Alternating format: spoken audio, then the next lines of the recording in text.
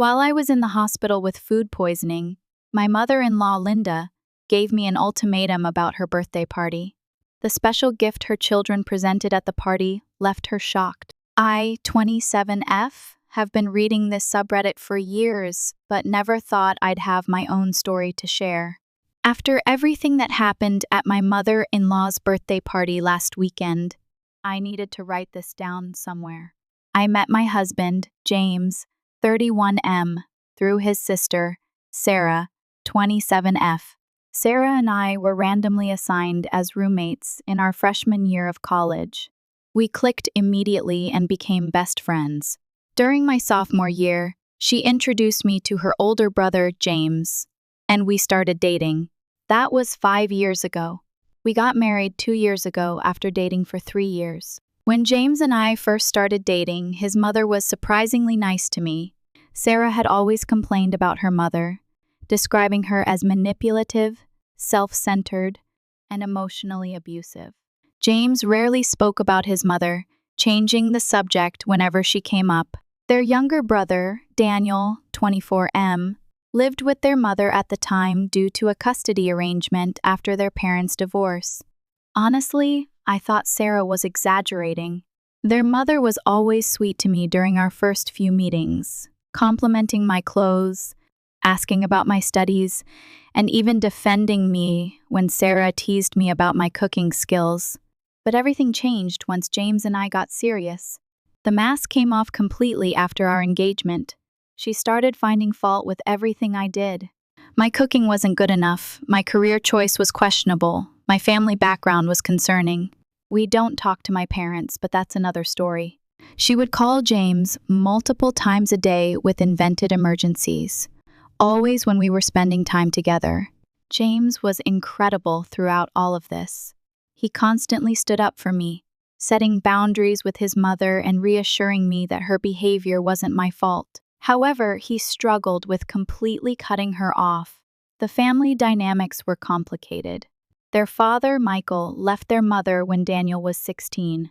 From what James and Sarah told me, she was unbearable to live with. They didn't blame their father for leaving. Both described their mother as a textbook narcissist who manipulated situations to make herself the victim. Daniel had it worst. He was forced to stay with their mother until he turned 18 due to custody arrangements, though he desperately wanted to live with his father. James, Sarah, and Michael collectively decided it would cause fewer legal headaches if Daniel just waited it out.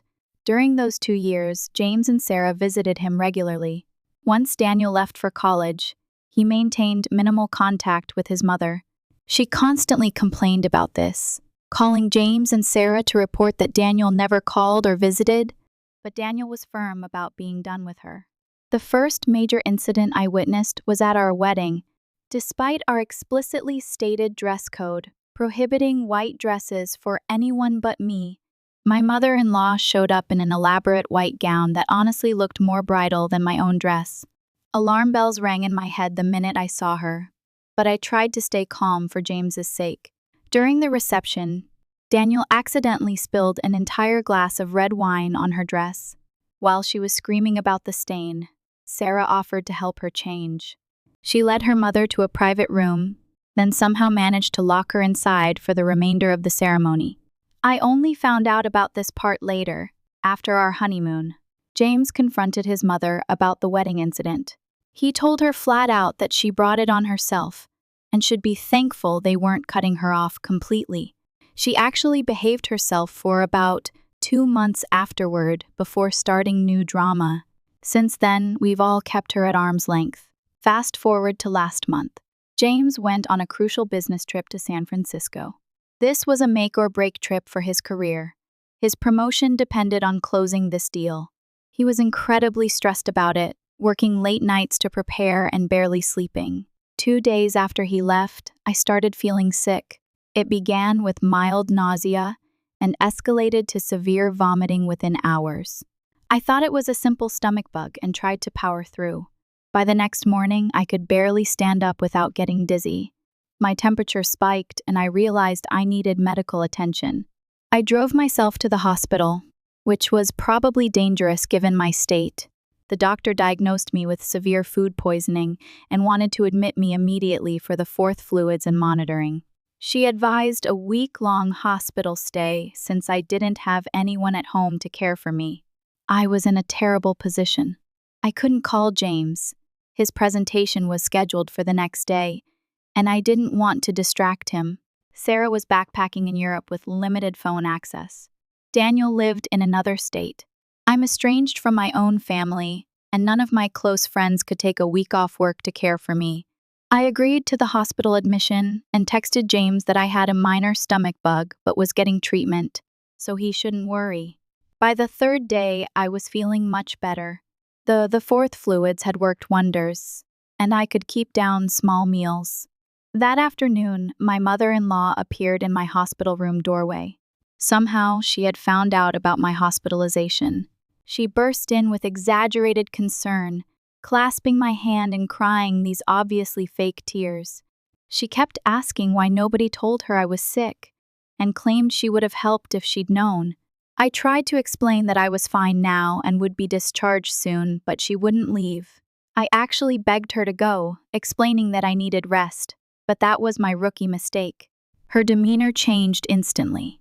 Her tears dried up and she straightened her posture. She informed me that her 50th birthday party was next week, and she needed my help planning it. When I explained that I couldn't leave the hospital until my doctor cleared me, she accused me of making excuses. Then came the ultimatum. Either I helped with her party, or I was uninvited. She laughed as she delivered this threat, clearly thinking it would devastate me. In reality, I was relieved at the prospect of skipping her party, but I didn't let it show. She went on about how important this milestone birthday was, how all her children and friends would be there, and how everything needed to be perfect. I simply replied that I couldn't leave until my doctor discharged me. After she left, I texted Sarah about what happened. I also messaged James to let him know about his mother's visit, but asked him not to worry. I stayed in the hospital for 3 more days until my doctor cleared me for discharge. James returned the day after I got home, excited about his successful trip. When I told him everything that had happened with the food poisoning and his mother's hospital visit, he was furious that I hadn't told him sooner. He kept saying my health was more important than any business deal. When I asked if he planned to talk to his mother about it, I expected him to say no. Instead, he insisted on attending her birthday party to confront her. I tried to dissuade him, worried about causing a scene, but he was determined. Looking at his face, I knew there was no stopping him. I just told him to be careful. The night of the birthday party arrived. I stayed home, uninvited, and honestly relieved about it. James met up with Sarah and Daniel before the party, and they seemed to be strategizing something. I didn't ask for details. What happened next? I learned from James, Sarah, and Daniel after they returned from the party. The party started normally. Their mother was thrilled with the turnout and the elegant decorations. She deliberately avoided James, probably to prevent any discussion about my absence. The evening progressed to cake cutting and toasts. Daniel went first. He started by thanking his mother for raising them, but then casually mentioned how she forced him to work part-time jobs throughout high school after the divorce, taking his entire paycheck each time. He mentioned that it only stopped when Sarah intervened. An uncomfortable silence fell over the room, but his mother laughed it off. Then Sarah took the microphone. According to James, she was unstoppable. She recounted multiple instances from their childhood, their mother borrowing money from Sarah's college fund for shopping sprees, reading her diary and punishing her for the contents, and deliberately sabotaging Sarah's high school graduation party to get attention. By this point, their mother was sobbing, and several guests had left, but Sarah wasn't finished. She explained the real reason for my absence, the hospital visit, and the ultimatum. Guests audibly gasped. Their mother became hysterical, screaming that she couldn't believe her children would humiliate her this way. Through tears, she pointed at James, claiming he was the only nice one and that Sarah and Daniel were just like their father. That's when James stepped in. He calmly approached his mother, handed her a glass of water, and gave her an envelope, calling it his birthday gift. Inside were papers stating he would no longer pay her mortgage or provide any financial support. What I hadn't known until that moment was that all three siblings had been financially supporting their mother for years. James paid her mortgage, Sarah provided a monthly allowance, and Daniel covered the utilities. Their mother's part-time job barely covered her shopping habits. She turned pale, screamed that she would sue them, and collapsed into a chair. The three siblings walked out together and went to a nearby bar to celebrate. That night, their mother bombarded all of them with text messages, alternating between begging, threatening, and guilt-tripping. She even sent me an apology text, which was a first. None of us responded. The siblings made it clear this was the breaking point. They were done with her for good. I understood their decision completely, having cut off contact with my own mother years ago. I knew how difficult but necessary such steps can be. I was proud of them for finally standing up to her. We joked that we had our popcorn ready for whatever drama came next. Update. It's been 3 weeks since the birthday party incident, and I wanted to update everyone on the fallout. The financial implications for my mother-in-law have been severe. According to Daniel's calculations, she probably has about 2 months of savings before real trouble hits. Her job at her friend's boutique is more social than financial. She works maybe 10 hours a week and spends most of her paycheck at the store itself. Without the support from her children, she'll need to either find full-time work or sell the house. The house situation particularly bothers me. James has been paying the mortgage on that 4-bedroom suburban home for 3 years, yet his mother will likely profit from selling it due to the market appreciation. James insists he doesn't care about the money.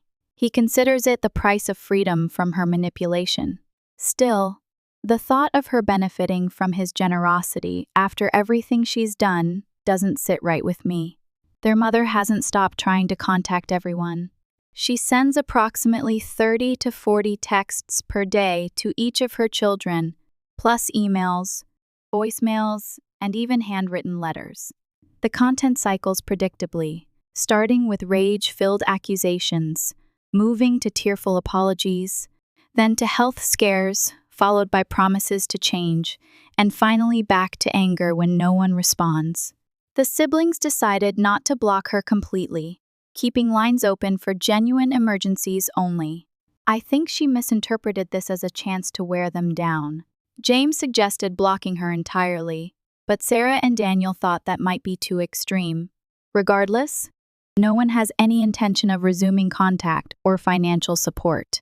What's clear from her messages is that her main concern is financial, not emotional. Her apologies focus on what she'll do differently if they help her out again, not on understanding how her behavior hurt them.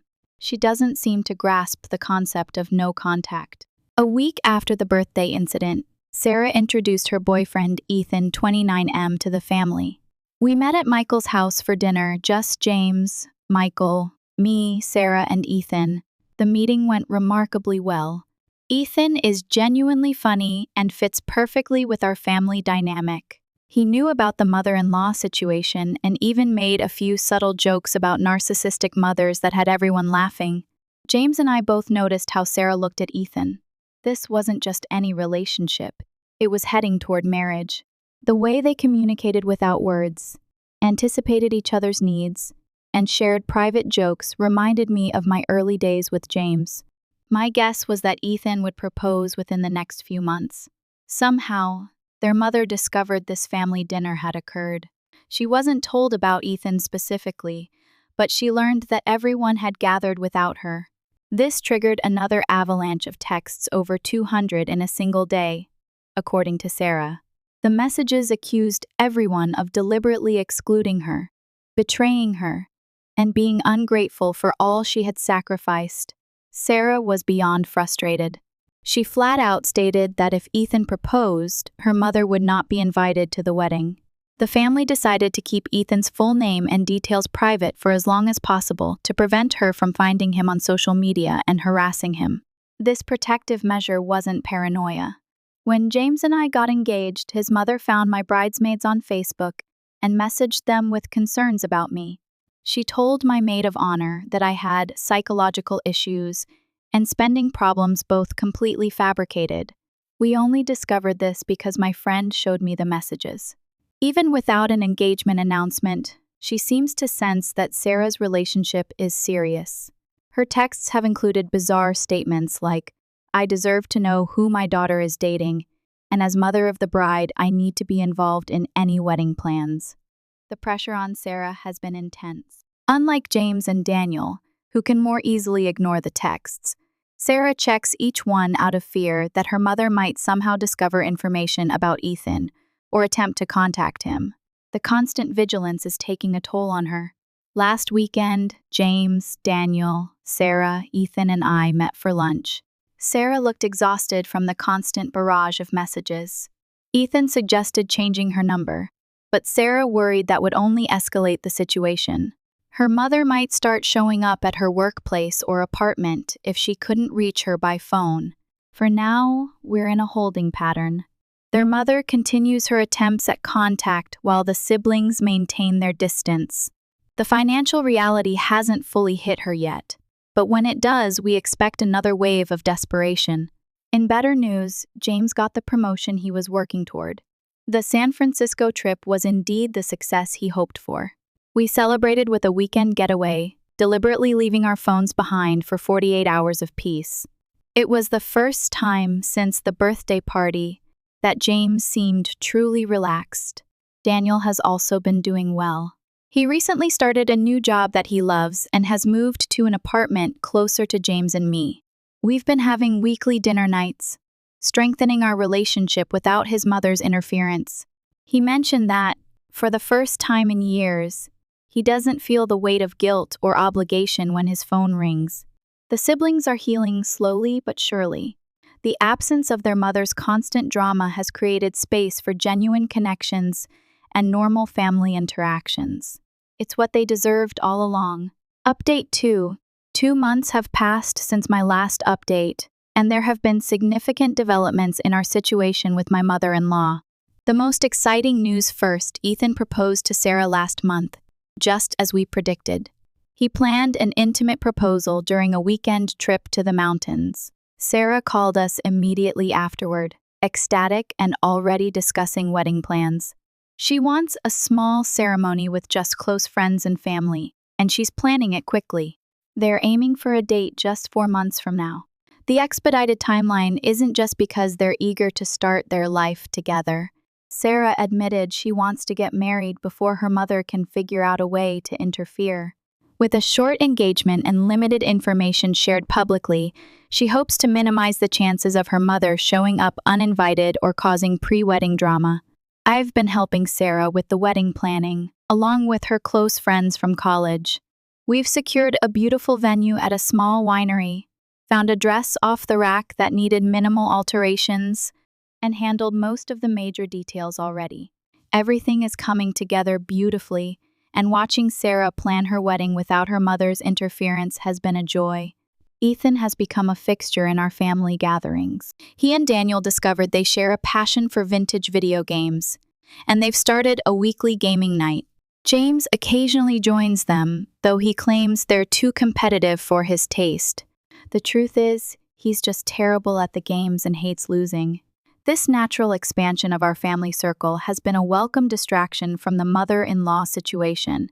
Speaking of James's mother, there have been some unexpected developments on that front. About 3 weeks ago, the daily barrage of texts suddenly stopped. The silence was so abrupt that James actually called his mother's sister to make sure nothing had happened to her. According to her sister, she was regrouping and figuring things out. Last week, we discovered what that meant. She put her house on the market. She also apparently moved in with her sister temporarily. According to the real estate listing, which Daniel found online, she's asking for significantly more than the house is worth. But even at market value, she stands to make a considerable profit given the property appreciation over the years. Part of me still resents that she'll benefit financially from the house James paid for, but I've come to accept that the freedom from her manipulation is worth the money. Her living with her sister won't last long.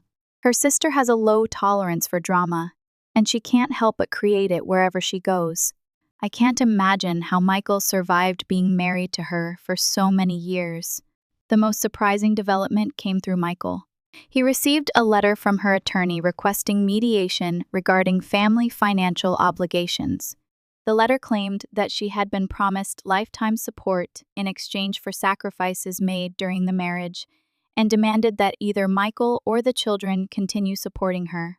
Michael forwarded the letter to his own attorney, who assured him the claims had no legal merit.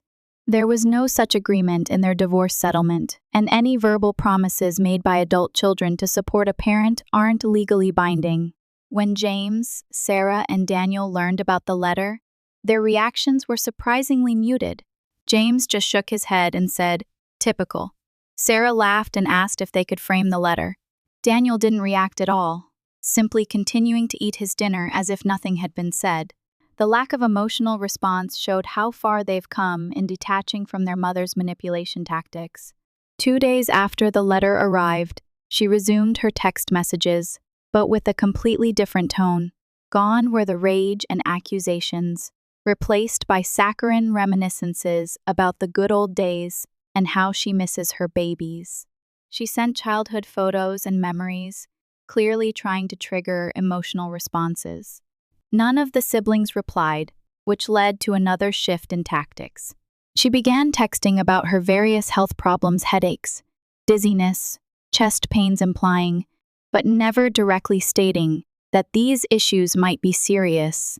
Again, no one responded, though James did call his mother's sister to verify there wasn't an actual medical emergency. As expected, she was physically fine. The most recent development involves Sarah's wedding. Somehow, their mother discovered not just that Sarah was engaged, but also the approximate time frame for the wedding. She hasn't learned the exact date or venue yet, but her texts now focus almost exclusively on wedding-related matters. She's offered to help with planning, suggested mother-daughter shopping trips for wedding attire, and even sent links to potential venues all much larger and more expensive than what Sarah wants. Sarah has been handling this pressure remarkably well. She hasn't responded to any wedding-related texts and has asked friends and vendors not to share any details with anyone not on her approved contact list. Still, the stress is visible. During our most recent dress fitting, she checked her phone constantly, worried that her mother might somehow discover where we were. The wedding is now less than 3 months away. Security has become a genuine concern. Ethan's brother works in private security and has offered to arrange discreet security personnel for the ceremony and reception. We're also considering having someone monitor social media on the wedding day to ensure no guests inadvertently post location information. Despite these challenges, Sarah and Ethan remain focused on building their future together. They recently found an apartment they love and signed a lease beginning next month. The new place is in a secured building with a doorman, which provides an additional layer of protection against unwanted visits from Sarah's mother. Update 3. It's been 1 month since my last update, and we've reached what feels like the conclusion of this chapter with my mother-in-law. 3 weeks ago, despite all our precautions, she discovered the exact date and location of Sarah and Ethan's wedding. We're still not sure how she found out. Our best guess is that she befriended someone at the venue and posed as the mother of the bride who lost the details. Regardless of how she obtained the information, she wasted no time in using it. Sarah received a long text from her mother, stating that she had already purchased her mother of the bride outfit, booked her hair and makeup appointment, and was so looking forward to giving a speech at the reception. She added that she would be arriving at the venue early to help with setup and planned to host a pre-wedding brunch for the bridal party. This text pushed Sarah past her breaking point. She had been stressed about wedding planning while maintaining her full-time job, and her mother's presumption was the final straw. Sarah called her mother the first direct contact she'd initiated since the birthday party incident. According to Sarah, the conversation was entirely one-sided. She told her mother in no uncertain terms that she was not invited to the wedding, that security would prevent her entry if she attempted to attend, and that any disruption would result in immediate legal action. Sarah mentioned that her mother was deliberately excluded from all wedding planning and family gatherings. When her mother tried to interrupt, Sarah simply spoke over her. She brought up my wedding, accusing her mother of planning to wear white again or cause some other scene to make the day about herself. Sarah ended the call by telling her mother that she would remain blocked until after the honeymoon, and any emergency should be directed to James or Daniel. After the call, Sarah blocked her mother's number and all her social media accounts. She appeared visibly lighter afterward, as if a weight had been lifted. For the first time since her engagement, she seemed able to fully enjoy the wedding preparations.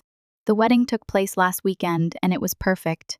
The venue was intimate and beautiful, the weather cooperated, and most importantly, there was no sign of Sarah's mother. Ethan's brother stationed security personnel at the entrance with her photo, but they weren't needed. Either she respected Sarah's boundaries, unlikely, or she knew she wouldn't get past security, more probable.